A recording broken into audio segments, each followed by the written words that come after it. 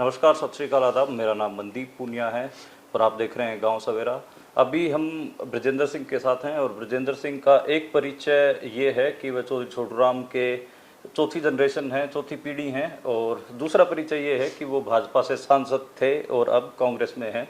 और इसी के ऊपर ही हम बातचीत करेंगे कि क्या किसान आंदोलन का प्रभाव था या फिर महिला पहलवानों का प्रभाव था या फिर अग्निपथ स्कीम या फिर जिस इलाके से आते हैं उसमें जिस हिसाब से जनता आंदोलित है या उसका प्रभाव था कि इनको बीजेपी से अलविदा कह के और कांग्रेस में आना पड़ा, या फिर इनके खुद कोई राजनीतिक पॉलिटिकल पोजीशंस थी जो आड़े आ रही थी। सर, सबसे पहले तो स्वागत है और पहला ही सवाल यही है कि ये इंडिविजुअल पॉलिटिकल पोजीशंस का कन्फ्लिक्ट था या फिर जो सोसाइटी के तरफ बाहर जो कुछ चल रहा था उसमें अलग अलग आंदोलन भी हों और अलग अलग चीज़ें घट रही थी, उनका प्रेशर था?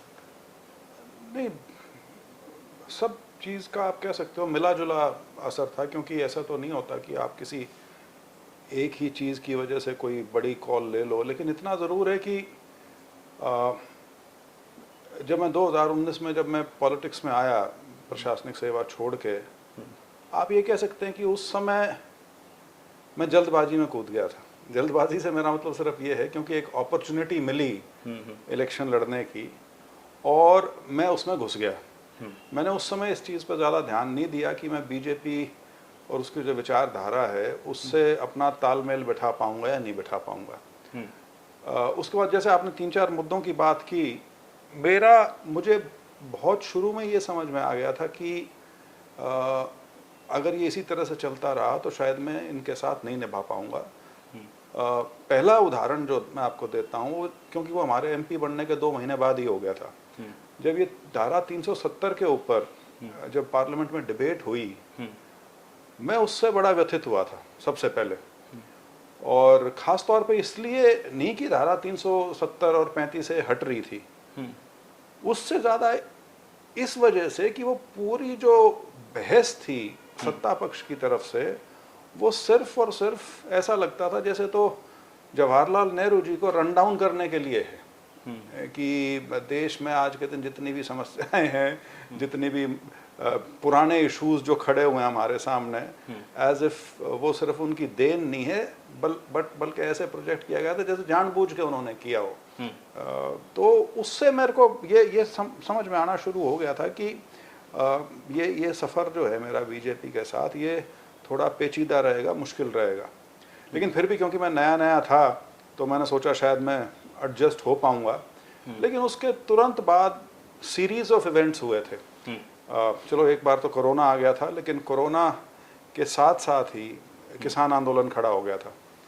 और जो आपने 2-3 और मुद्दे जिनका जिक्र किया, अग्निवीर का जिक्र किया और महिला हमारी जो पहलवान हैं लड़कियां, उनका जिक्र किया, लेकिन मैंने सही मायने में सीरियसली छोड़ने का यदि सोचा था तो वो किसान आंदोलन के टाइम में सोचा था। वो बाकी दो इश्यूज जो हैं सीरियस ज़रूर थे, लेकिन ये नहीं था कि मैं इस स्टेज पे आया हूँ या मेरी सोच वहाँ तक गई हो कि इसके लिए मैं छोड़ दूँ। वो किसान आंदोलन की वजह से ज़रूर था। और उसमें बहुत बड़ी भूमिका इस चीज़ की थी कि जो मेरी पारिवारिक पृष्ठभूमि है, उस नाते मुझे बहुत दबाव खुद का महसूस होता था।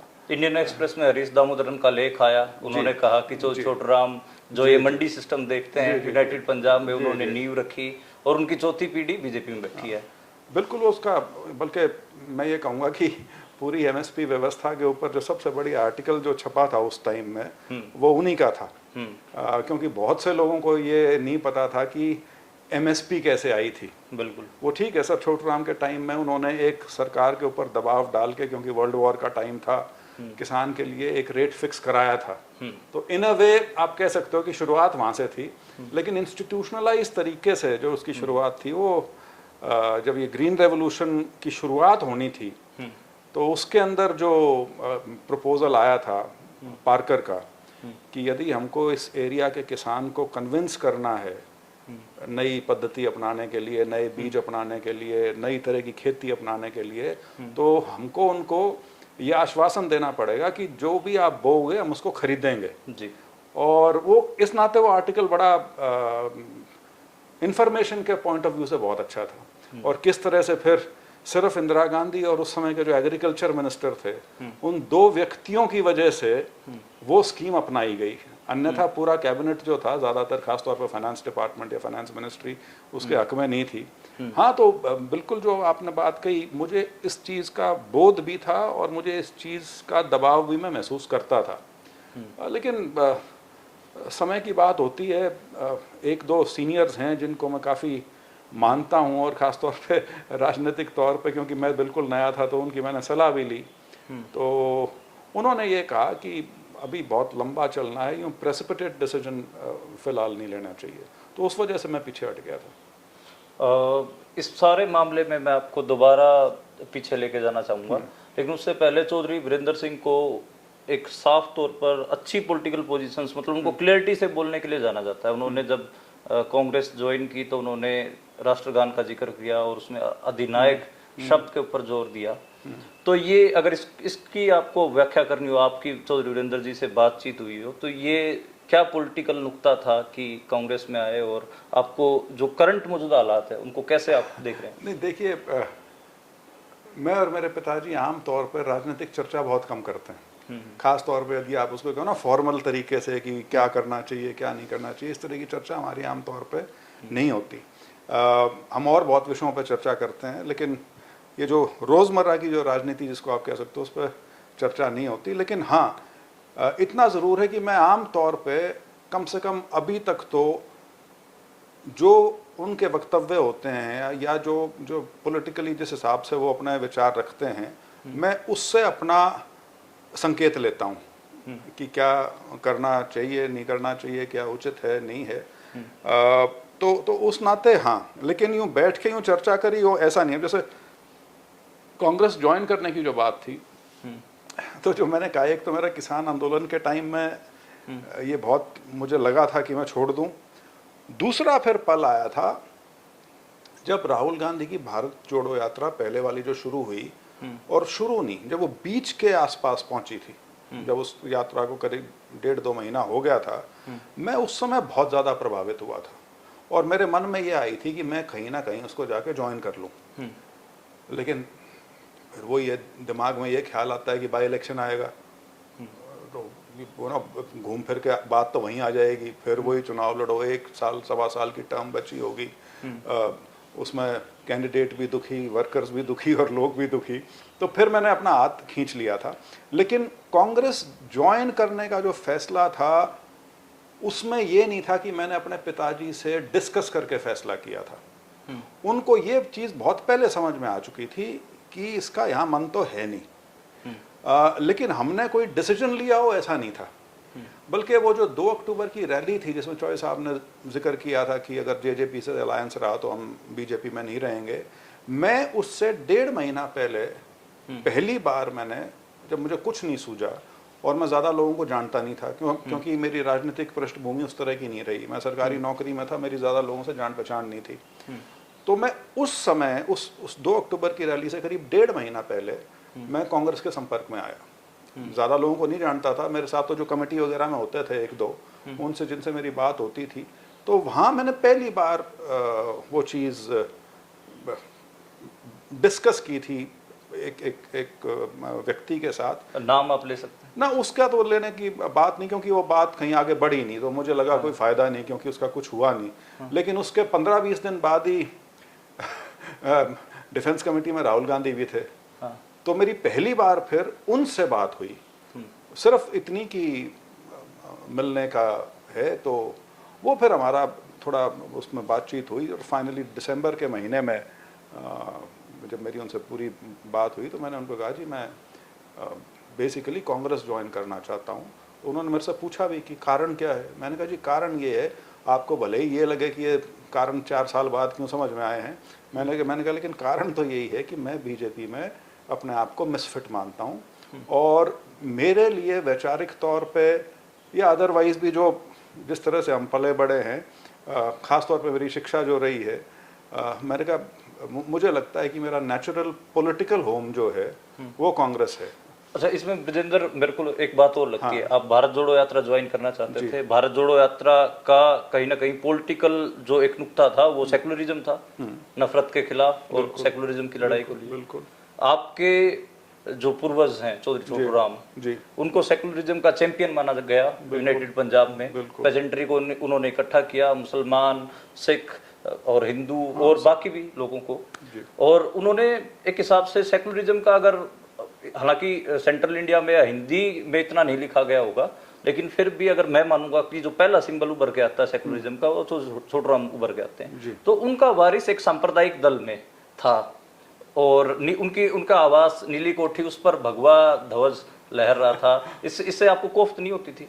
नहीं, पहली चीज तो नीली कोठी पे कभी भगवा ध्वज नहीं फहराया गया। लेकिन देखिए, मैंने वही बताया कि जब मैंने जब ज्वाइन किया, एक मौका मिला और मैं कूद गया।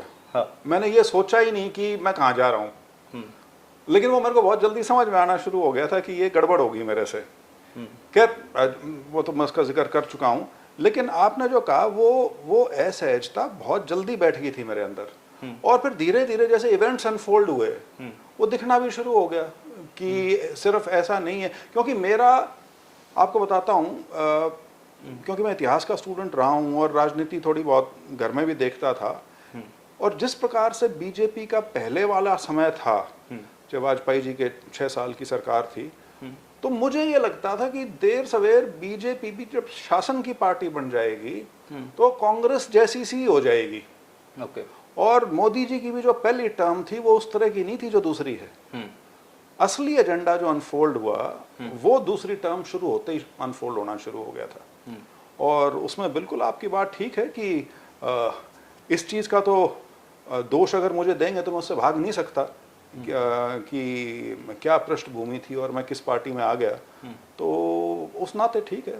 एक बार मैं फिर छोटू राम का जिक्र करूंगा कि वर्ल्ड वॉर फर्स्ट हो या सेकंड, उन्होंने सैनिकों को बड़ा बढ़ावा दिया, और उसका इस पूरे इलाके पर हम कहें कि आप लाहौर तक चले जाइए, दिल्ली से शुरू होकर इस पूरे इलाके पर एक असर पड़ा। पढ़ाई लिखाई आई, यहाँ पर समृद्धि आई, और यहाँ की पेजेंट्री की अपवर्ड मोबिलिटी हम कहेंगे कि हुई। और आप भी डिफेंस कमेटी के मेंबर थे, और अग्निपथ जैसे, अग्निवीर जैसी स्कीम आ गई, तो आपने उस समय भी आवाज नहीं उठाई? अग्निवीर स्कीम जो है, तो जो रूरल पुअर के लिए अपवर्ड मोबिलिटी, अग्निवीर स्कीम जो है वो ना तो कभी पार्लियामेंट में आई और ना कभी डिफेंस कमेटी के सामने आई। मुझे अग्निवीर स्कीम के बारे में, आपको हैरानी होगी जान के, मुझे अखबार से पता लगा था, और उसके बाद मैंने ये मुद्दा डिफेंस कमेटी में भी उठाया। मुझे अभी भी याद है, एक कमेटी की मीटिंग थी जिसमें जिक्र किया गया कि कांग्रेस से जो हमारे वेणुगोपाल जी हैं, उन्होंने एक चिट्ठी लिखी थी डिफेंस कमेटी के अध्यक्ष को, और वो चिट्ठी उन्होंने सोशल मीडिया पर डाली थी जिसमें उन्होंने अग्निवीर का जिक्र किया था। मैं उस चिट्ठी से 1 हफ्ता पहले चेयरमैन को लिख चुका था, और उसमें मैंने 2 मुद्दे स्पेसिफाई किए थे, एक अग्निवीर का और दूसरा सीडीएस की जो सिलेक्शन क्राइटेरिया को जो चेंज किया जा रहा था। मैंने ये लिखा था खास तौर पे कि इनसे पूरी फौज का स्ट्रक्चर चेंज होने लग रहा है, ऊपर से लेके नीचे तक। मतलब एक तरफ सीडीएस है और दूसरी तरफ जो आपका जवान भर्ती होता है, तो इसके बारे में डिफेंस कमेटी में चर्चा होनी चाहिए। दुर्भाग्यवश कभी चर्चा नहीं हुई। उसके अलावा मैं उसी दौरान मैं कई बार अपने पब्लिक फंक्शंस में जब गया हूं अपने लोकसभा क्षेत्र में, तो वहां जब मेरे से पत्रकार साथियों ने पूछा है, मैंने अपना व्यू बड़ा स्पष्ट किया था, और मैंने हमेशा ये कहा था कि हो सकता है सोच ये हो कि फौज के लिए तो अच्छा है, मैंने कहा लेकिन जो ज्वाइन करना चाहता है फौज के लिए, उसके लिए अगर कोई ये कहना चाहे कि उसके लिए बड़ी लाभदायक चीज है, तो वो तो कहीं से भी नहीं है। लेकिन आपने ध्यान दिया हो, ये कभी पार्लियामेंट में नहीं आया इशू जी, इट वाज नेवर डिस्कस्ड। अच्छा, इसमें ब्रजेंद्र एक बात और बताइए कि जो छोटू राम थे वो यूनिस्ट पार्टी में थे, यूनिज्म एक उन्होंने आइडियोलॉजी को पुश करने की कोशिश की बहुत सारे लोग। आप उस आइडियोलॉजी को समझते हैं, और अगर समझते हैं तो थोड़ा क्या उससे राब्ता रखने की कोशिश करते हैं? जो नहीं, देखिए वो एक बड़ा क्या बोलेंगे, उसमें पेजेंट्री का नुक्ता था, सेकुलरिज्म का नुक्ता था। उसमें बहुत बड़ी बात जो ये थी कि वो एक ऐसे समय में एक पॉलिटिकल जमात पैदा हुई पंजाब में, और पंजाब उस समय का शायद भारत का सबसे बड़ा प्रोविंस होता था, सबसे प्रॉस्परस भी था, कि पूरे देश में कांग्रेस का एक राजनीतिक तौर पर दबदबा बनने लग रहा था। महात्मा गांधी की अगुवाई में बहुत बहुत बड़ी पर्सनालिटी थी, और एक ऐसे समय में जब जो डोमिनेंट पॉलिटिकल नैरेटिव था वो इंडिपेंडेंस, आज़ादी की लड़ाई का था। एक उस माहौल में सर छोटूराम और सर फजले हुसैन ने जो एक ये यूनियनिस्ट पार्टी की रचना की, ये अपने आप में एक बहुत यूनिक चीज़ है, क्योंकि जो डोमिनेंट नेशनल नैरेटिव है वो बिल्कुल उससे हटके एक चीज़ थी जो प्योरली गवर्नेंस के ऊपर और उस गवर्नेंस के माध्यम से जो जिस कॉन्स्टिट्यूएंसी को आप एड्रेस करना चाह रहे हैं, which was essentially the land owners, the farmers and the pageants. मतलब यूनियनिस्ट पार्टी का मूल आधार में ये लोग थे, और cutting across party cutting across communal lines और कास्ट लाइंस। ठीक है। और वो जो आपने बात कही जो पुअर के बारे में, वो ये है कि यहाँ पे हम सर छोटूराम को एक जगह मिस आउट कर जाते हैं। उसको अब दोबारा से लोगों ने ढूंढना शुरू किया है कि उनके सारे काम को लोग सिर्फ फार्मिंग कम्युनिटी तक सीमित कर देते हैं। हाँ, ये तो दिक्कत ठीक है। जबकि जो उस समय रिफॉर्म्स जो एक साधारण लेबर क्लास के लिए थे, वो भी उस समय पंजाब में जो रिफॉर्म्स आए थे वो भी उस समय देश के सबसे अग्रणी उसमें थे।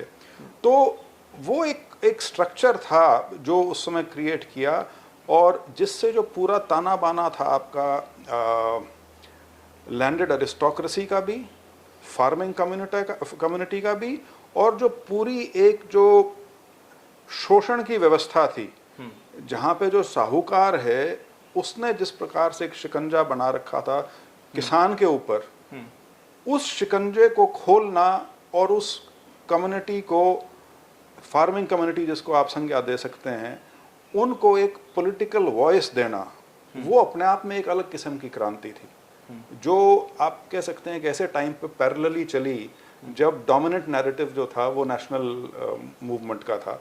और ये तो किसी से छुपा नहीं कि 1937 का जो सबसे बड़ा इलेक्शन हुआ था आज़ादी से पहले, उस चुनाव में यहाँ ना तो कांग्रेस पार्टी को कुछ मिला था, ना मुस्लिम लीग को कुछ मिला था, और यूनियनिस्ट पार्टी को बहुत हेवी मेजॉरिटी यहाँ मिली थी।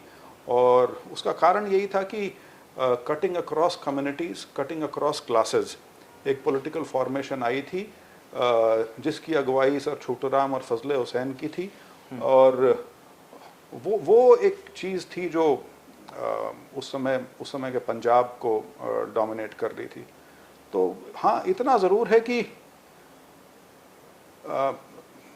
45-46 तक आते आते उसकी अनरेवलिंग होना शुरू हो गई थी, क्योंकि जो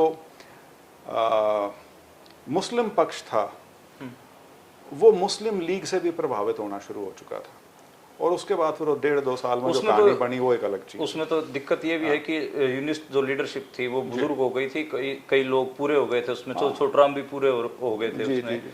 और तो वो एक समझ में आता है। दूसरा 3 विजिट्स ऑफ अम्बेडकर इन पंजाब, तो वो छोटूराम से मिल रहे हैं, वो एक अलायंस बन रहा है। इवन मुल्तान में छोटूराम ने दलितों को लैंड ओनर बनाया, वो सारा था। बिल्कुल एक दबाव तो होता होगा, क्योंकि चौधरी वीरेंद्र भी एक मास लीडर रहे, और उनसे पहले वाली पीडीपी मास लीडर, छोटूराम भी मास लीडर थे, और आप सीधे ब्यूरोक्रेसी से आ रहे हैं।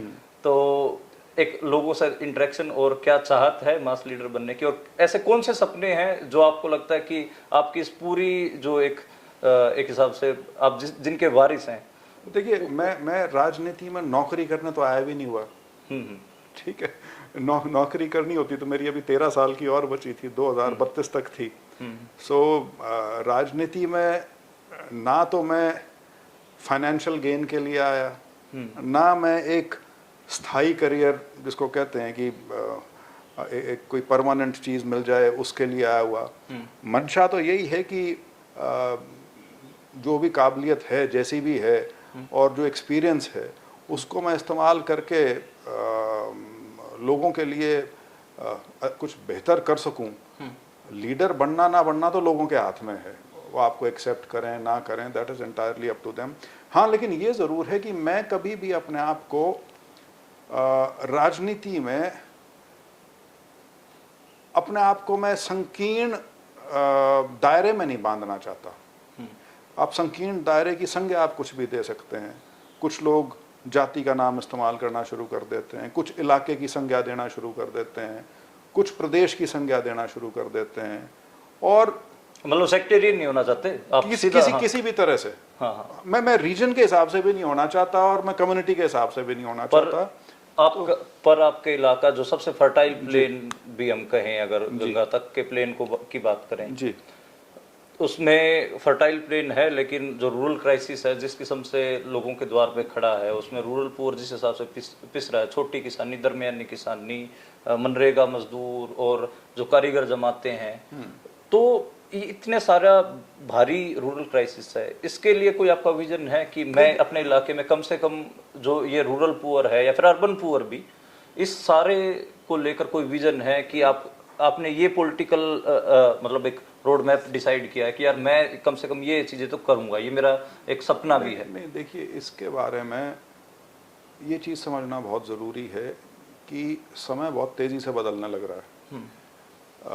आप उसको इंडस्ट्रियलाइजेशन की संज्ञा दे लीजिए, उसको आप अर्बनाइजेशन की संज्ञा दे लीजिए, या आप उसको और कोई संज्ञा दे लीजिए। कहने का मतलब ये कि देहात और खेती की जो पूरी अर्थव्यवस्था है उसमें उसकी जो भागीदारी है वो छोटी से छोटी होती जा रही है।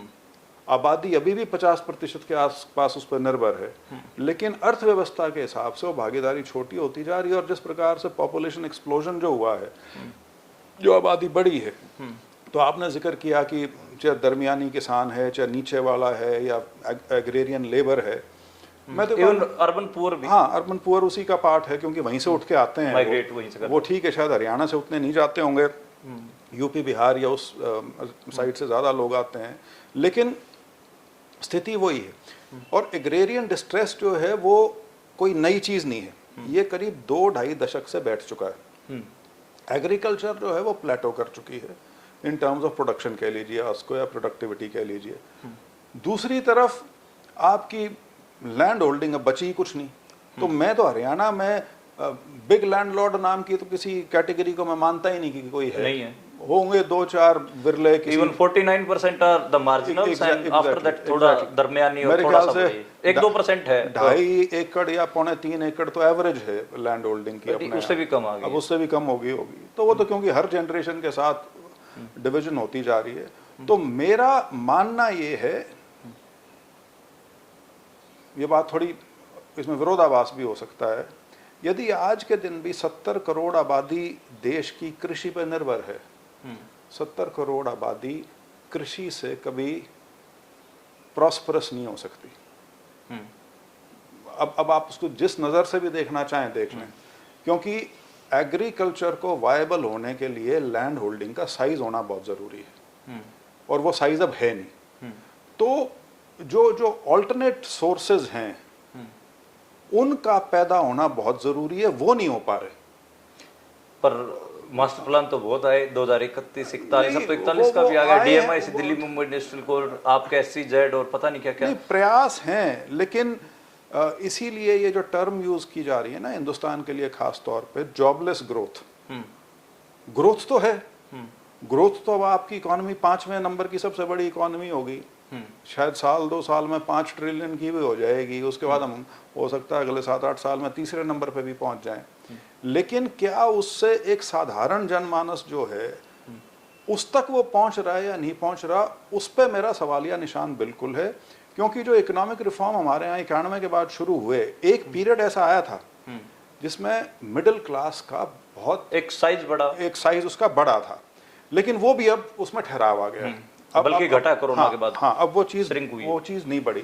खासतौर पे कोरोना और मेरे ख्याल से डीमोनेटाइजेशन के बाद उसमें फ़र्क पड़ गया, क्योंकि जो आपका अनऑर्गेनाइज सेक्टर था या कुछ MSME का जो सेक्टर था काफ़ी बड़ा, वो उससे हिट हुआ, जिससे रोज़गार भी कम हुआ और वो साइज़ भी श्रिंक कर गया।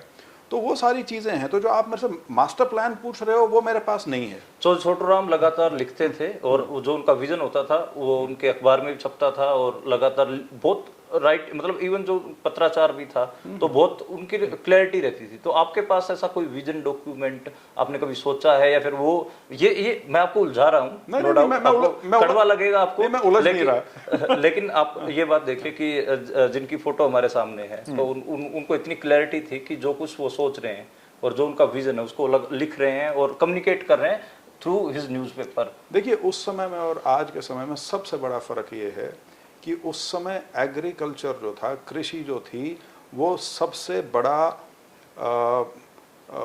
जो आपकी अर्थव्यवस्था है उसकी धुरी कृषि थी।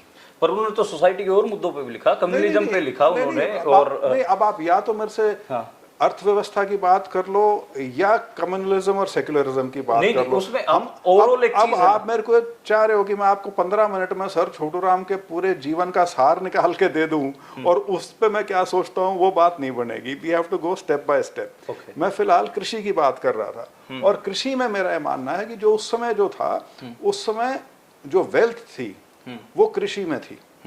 उस समय ये दूसरे सोर्सेज जो हैं इकोनॉमी में, ये लंबे चौड़े नहीं थे।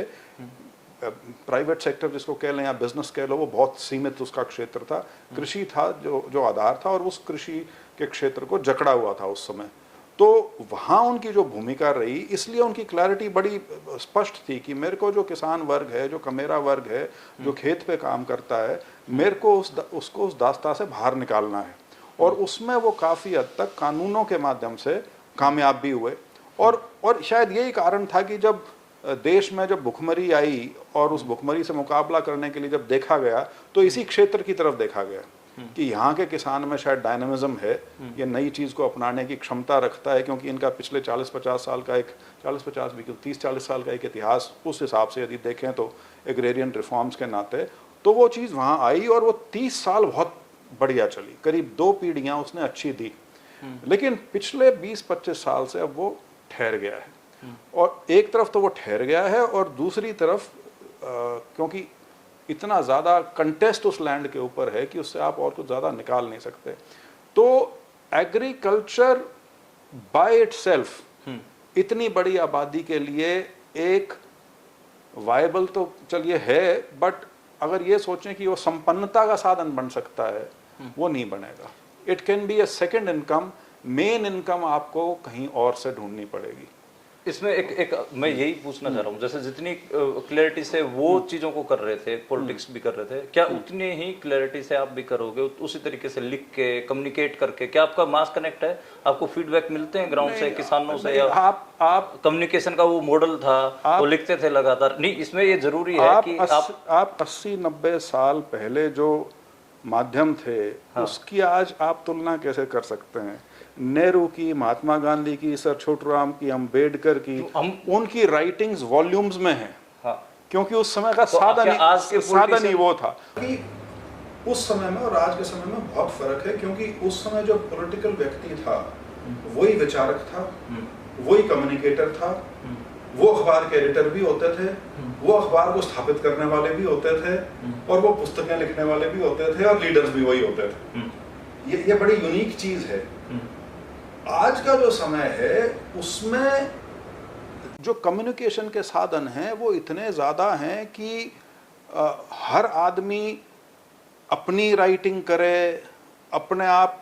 तो मैं ये नहीं कहना चाह रहा कि नहीं करने चाहिए, मैं सिर्फ कह रहा हूँ कि समय में बहुत फर्क है। उस समय तो अगर इसको मैं थोड़ा कड़वे तरीके से कह दूं कि विजनलेस लीडरशिप आ गई है, जो एक भीड़ के ऊपर टिकी हुई है, और एक हिसाब से सर्टेन किस्म की जुगाड़बाजी और सेटिंग मैं इस चीज को बिल्कुल नहीं मानता, क्योंकि उस समय का जो बुद्धिजीवी वर्ग था, वो बुद्धिजीवी वर्ग ही राजनीति में था। अब उस बुद्धिजीवी वर्ग का जो फैलाव है वो बहुत ज्यादा है।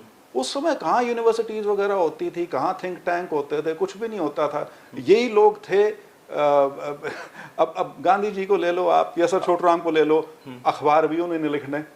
सर छोटू राम ने 2 अखबार चलाए, ठीक है, अब गांधी जी ने भी 2, 3 या 4 जितने भी चलाए, और हर चिट्ठी का जवाब, हर चिट्ठी में विचार अपने आप निकलता है जब आप लिखते हो तो। और इवन अगर एक बार उन्होंने पढ़ा, उसके बाद नहीं पढ़ा तो अनरिवाइज्ड, और 2 बार पढ़ दिया तो रिवाइज्ड, ऐसे लिखते थे। बिल्कुल। तो उस नाते उस समय को आज से आप कंपेयर नहीं कर सकते, क्योंकि आज के दिन आपको सूचना भी बहुत मिल सकती है, आपको एक्सपर्ट एडवाइस भी बहुत मिल सकती है।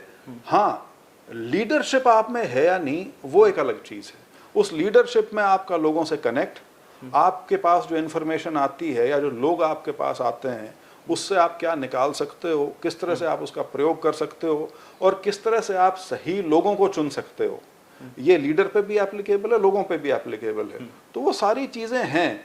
तो मैं ये नहीं कहता कि विजनलेस लीडरशिप होगी, लेकिन अब उस विजन को बनाने में बहुत लोग हैं जो योगदान दे सकते हैं। पहले वो संख्या मैं नहीं मानता कि आज के मुकाबले में कहीं से भी थी। तो इसीलिए ये जो यूरोपियन हिस्ट्री से जो शब्द है रेनेसां मैन, अब रेनेसां मैन यही है कि पेंटर भी आप हो, राइटर भी आप हो, फिलोसोफर भी आप हो और स्टेट्समैन भी आप हो। ये टैगोर के लिए भी कहा जाता है। और मैं ये जो 1950-60 के दशक के तक के जितने बड़े नेता हुए हैं, मैं इन सबको उसी श्रेणी में डालता हूँ, क्योंकि आप इनको देखेंगे ये एक नहीं थे। सर छोटूराम को ले लीजिए, समाज सुधारक भी थे, वकील भी थे, जर्नलिस्ट भी थे, राजनेता भी थे और बहुत अच्छे लेजिस्लेटर भी थे। और उसके साथ साथ मैं तो ये कहूँगा एक हिसाब से धर्म नहीं लेकिन प्रचारक भी थे। तो वो सारी चीजें रोल्ड इनटू वन थी। आजकल उतनी डाइवर्सिटी मेरे को नहीं लगता कि आपको किसी नेता में शायद मिल पाएगी। हाँ, तो उस नाते आप कह सकते हैं कि शायद दायरा छोटा हो गया, लेकिन वो दायरा शायद इसलिए छोटा हुआ कि बाकी और जो व्यवस्था है उसका फैलाव बहुत ज्यादा हो गया। आखिरी सवाल, मतलब ब्रजेंद्र सिंह को हम किस रोल में देखेंगे और कैसे वो अपनी जो राजनीति है उसको अब आगे जमाएंगे? अगर हम 5 साल पिछले ये भी मान लें कि एक जल्दबाजी और एक अलग तरीके, लेकिन आगे का रास्ता क्या? हाँ बिल्कुल, मैं बड़ा क्लियर हूँ। मैं ये मानता हूँ कि अगर मेरे पास अभी भी देने को 20 साल और हैं तो मेरा प्रयास ये रहेगा कि मैं बिल्कुल जो किसान वर्ग है या जो कमेरा वर्ग है, हालांकि मैंने जैसे शुरू में कहा मैं अपने आप को सीमित नहीं रखना चाहता, क्योंकि बहुत बड़ा देश है, बहुत बड़ी इसमें अपॉर्चुनिटीज़ हैं। लेकिन हाँ, आपका फोकस अगर कहीं रहना चाहिए तो फोकस तो आपके जो कमेरा जमात इस वर्किंग क्लास तो बहुत बड़ा है, वो अपने आप में बहुत बड़ा है। मैं आपको इसमें थोड़ा एक और डाइग्रेस करूं। कई लोग कहते हैं सोशलिज्म खत्म हो गया। मेरा हमेशा मानना है कम्युनिज्म खत्म हो गया, सोशलिज्म कभी खत्म नहीं हो सकता। क्योंकि सोशलिज्म एसेंशियली है क्या? वेल्थ का रीडिस्ट्रीब्यूशन है। आज के दिन दुनिया के सबसे बड़े जो सोशलिस्ट देश हैं वो हैं जो असली कैपिटलिस्ट देश हैं, क्योंकि उन्होंने वेल्थ क्रिएट की, इसलिए लोगों में वो गई। पूरे यूरोप का उदाहरण मैं दे रहा हूँ, आप पूरा यूरोप उठा के देख लीजिए, वो बिल्कुल हार्ड कोर कैपिटलिस्ट इकोनॉमीज थी, लेकिन उनके जो एजुकेशन, हेल्थ और सोशल क्या बोलते हैं सिक्योरिटी का जो नेटवर्क है सारा का सारा, वो इतना बेहतर इसीलिए है, they created wealth and then they redistributed it. मजबूरी में किया वो अलग बात है। कम्युनिस्ट रूस हो गया, वहाँ से डर लगना शुरू हो गया उनको, इसलिए वो 20वीं सदी के शुरुआत में उनको समझ में आई ये बात। लेकिन जिस बात पे मैं आ रहा हूँ वो ये कि हिंदुस्तान इतना बड़ा मुल्क है कि यहाँ पे यदि आप ये सोचें कि आने वाले कुछ समय में आप सिर्फ कुछ लोगों के भरोसे या कुछ बड़े इंडस्ट्रियल हाउसेस के भरोसे आप इस पूरे देश को उठा पाएंगे गरीबी से या दरिद्रता से, वो नहीं होने जा रहा। यहाँ पे स्टेट का रोल हमेशा बहुत भारी रहेगा और वो रहना भी चाहिए, क्योंकि इतनी बड़ी आबादी की जिम्मेवारी सिर्फ और सिर्फ स्टेट ले सकती है, कोई प्राइवेट एंटिटी नहीं ले सकती कभी भी। लेकिन इसमें मैं फिर भी दोबारा आपको इसी सवाल पे पुश कर रहा हूँ कि ठीक है, आपने एक स्ट्रक्चरल चीज़ें बताई, उसमें आपने जो पूरा कॉम्पिटिटिव एक हिसाब से माहौल था रसिया और यूरोप के बीच में, वो भी आपने बताया। लेकिन इस सारे में सवाल मेरा फिर दोबारा वही है कि आपका आगे का जो 20 साल का एक्टिव राजनीतिक जीवन है, जिसमें आप कह रहे हैं कि आप अपने आप को सीमित नहीं रखेंगे और वर्किंग क्लास, हालांकि जो कमेरा वर्ग है वो खासा बड़ा होता है, तो उसके लिए उसमें आप राजनीति कैसे करेंगे, वो सवाल मैं आपसे जानता हूँ। नहीं नहीं, राजनीति तो एक डायनामिक चीज है, उसमें कोई ये नहीं है कि एक मुद्दा आज है आप उसी को अगले 20 साल तक पकड़े रहेंगे, लेकिन एक बेसिक कॉन्स्टिट्यूएंसी हर नेता की होती है जो आप पूछ रहे हैं। तो वो स्वाभाविक सी चीज है। जिस जिस क्षेत्र से मैं आता हूँ, और उस क्षेत्र से मेरा मतलब मेरी विधानसभा या लोकसभा नहीं, एक वाइडर रीजन जो है वहाँ जहाँ से आप आते हैं और जिन लोगों को आप रिप्रेजेंट करते हैं वो आपको आइडेंटिफाई करना होता है। आप सबके हरदिल अजीज नहीं बन सकते, क्योंकि एंड ऑफ द डे राजनीतिक शक्ति जो है यदि आपको वो मिलती है, उसके अंदर आपको चॉइसेस करनी पड़ती हैं कि रिसोर्सेज का जो बंटवारा है वो किस अनुसार हो। और सरकार का मेन काम यही है कि वो जो रिसोर्सेज हैं वो आपकी क्या प्रायोरिटी है, वो कहाँ जानी चाहिए, किस अनुसार जानी चाहिए। तो उसमें जरूर मेरा ये मानना है कि ये पूरा इलाका जो है ये सारा एग्रीकल्चर डोमिनेटेड है, तो स्वाभाविक सी चीज है, priority will always be that. लेकिन उसके साथ ये बहुत जरूरी है कि आप सिर्फ एग्रीकल्चर के भरोसे अपने लोगों का जीवन स्तर जो है वो नहीं उठा सकते। उसके लिए आपको चाहे इंडस्ट्रियलाइजेशन है, चाहे अर्बनाइजेशन है, चाहे तो इतना अथाह सर्विस सेक्टर जो अब आया है पिछले 25-30 साल में, फ्यूचर तो इसी का है, उसके अंदर जाना पड़ेगा। और उसके अंदर जाने के लिए मैं हमेशा ये मानता हूँ सबसे बड़ी भूमिका जो है जो सरकार निभा सकती है वो एक क्वालिटी और जिसको आप वोकेशनल एजुकेशन कहें, वोकेशनल से मेरा मतलब थोड़ा हटके है, मेरा वोकेशनल सिलाई कढ़ाई नहीं, हाँ मतलब सिर्फ ITI और पॉलिटेक्निक नहीं, एक वो एजुकेशन जो आपके लिए आगे आपके फायदे के लिए भी आए। ठीक है, नॉलेज एक्वायर करना एक बहुत अच्छी बात है। तो वो ट्रांजिशन हमारे यहाँ अभी तक नहीं हो पाई है। हम NCR का हिस्सा हैं, लेकिन उस NCR में इतनी बड़ी जो इकोनॉमी आई है उसके अंदर हमारी हिस्सेदारी कुछ नहीं है हमारे बच्चों की। उसका कारण ये है कि वो उस तरह से ट्रेन ही नहीं हुए कि वो वहाँ पे जो अपॉर्चुनिटी इतनी बड़ी खुली थी कि उसका वो लार्जर चंक ले पाते। तो इस तरह की चीज़ें हैं जो आपको सारी देखनी पड़ेंगी। जी शुक्रिया ब्रजेंद्र। बस अब मैं 5 एक पॉलिटिकल टर्म कोइन करूंगा। हाँ। आपको एक ही वर्ड में जवाब देना है। वर्ड में या व्यक्ति से जोड़ना है या नहीं, नहीं। हाँ। बस जिसको रैपिड फायर बोलते हैं। हाँ। वैसा सा पॉलिटिकल रैपिड फायर हम कह सकते हैं इसको। सबसे पहली टर्म है डेमोक्रेसी, क्या समझते हैं? The best political option that has evolved over the last 7-8 centuries. जात बड़ी या जमात? जात बड़ी या जमात? मेरे हिसाब से मुल्क बड़ा है, जात और जमात उसके नीचे। अच्छा, तो you choose nationalism और जमात? नेशनलिज्म नहीं, नेशनलिज्म एक अलग चीज हो जाएगी। The larger entity of which you are a part. Okay. Secularism? India को अगर कोई चीज जोड़ के रख सकती है तो सेकुलरिज्म है। Internal democracy?